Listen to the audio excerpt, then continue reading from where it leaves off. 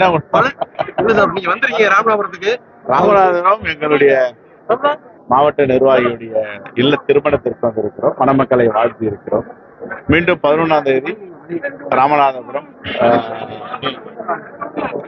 Emmanuel Sagar நினைவேந்தலுக்கும்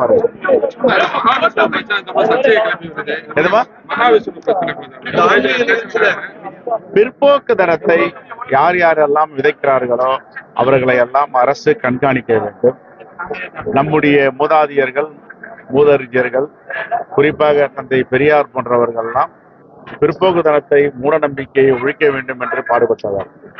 ஆனால் இன்னும் அந்த மூட நம்பிக்கையை விதைப்பதற்கு சிலர் துடித்துக் கொண்டு இருக்கிறார்கள் என்றால் அவர்களை இப்படிப்பட்டவர்கள் இரும்பு கரம் கொண்டு அடக்க வேண்டும்.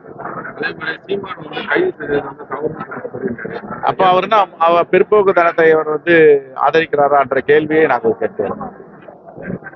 அவருடைய அரசியல்லாம் எங்களுடைய அரசியல் முற்போக்கு அரசியல். பிற்போக்கு அரசியல் எல்லாம் பின்னுக்கு தள்ள வேண்டும் என்று துடித்துக் கொண்டிருக்கிறார், பேசுகிறார்.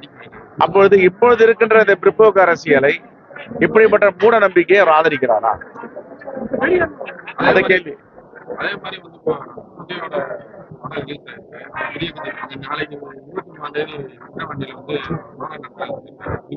அவருடைய திரைப்படம் வெற்றி அடைந்ததுக்கு வாழ்த்துக்கள். விஜய் அவர்களுடைய மாநாடு வெற்றி பெறும் வாழ்த்துக்கள். ராமநாதபுரத்துல மீண்டும் காங்கிரஸ்க்கு நிறைய சீட்டு கிடைக்குமா வரக்கூடிய தேர்தல்ல? ஏன்னா காங்கிரஸ் நல்ல வலுப்பட்டு இருக்கு.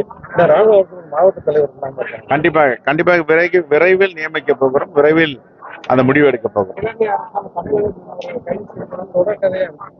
2014 எப்பொழுது மோடி ஆட்சிக்கு வந்தாரோ அதிலிருந்து தொடர்ந்து கைது செய்வது, வலைகளை பறிமுதல் செய்வது, படகுகளை பறிமுதல் செய்வது, நம்முடைய தமிழ்நாட்டு மீனவர்களை கைது செய்து சிறைபிடித்து இலங்கை சிறைச்சாலையில் அடைத்து அவர்கள் தண்டனை பெற்று தருவது என்று தொடர்ந்து நடந்து வருகிறது. ஆனால் இவர்கள் தேர்தலுக்கு முன்பு 2013ஆம் ஆண்டு கடல் தாமரை மாநாட்டில ராமேஸ்வரத்தில சொன்னார்கள், மோடி ஆட்சிக்கு வந்தால், பாஜக ஆட்சி மலர்ந்தால், தாமரை மலர்ந்தால் ஒரு மீனவர்களுக்கும் ஒரு பிரச்சனை வராது என்று இவர்கள் அறிக்கை கொடுத்தார்கள், தீர்மானம் போட்டார்கள். அங்கே கப்பல் படையை நிறுத்துவோம் சர்வதேச எல்லையில் என்றார்கள். ஆனால் இன்று தொடர்ந்து மீனவர்கள் தாக்கப்படுவதும் கைது செய்யப்படுவதும் கொலை செய்யப்படுவதும் வாடிக்கையாக இருக்கிறது. இதை உடனே தடுத்து நிறுத்த வேண்டும் மோடி அரசு.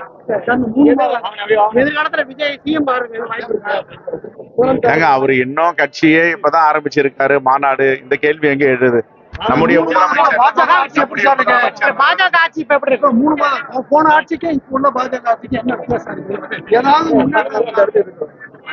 அடுத்த ஆண்டு மத்தியில தேர்தல் வந்தால் ஆச்சரியப்படுவதற்கில்லை.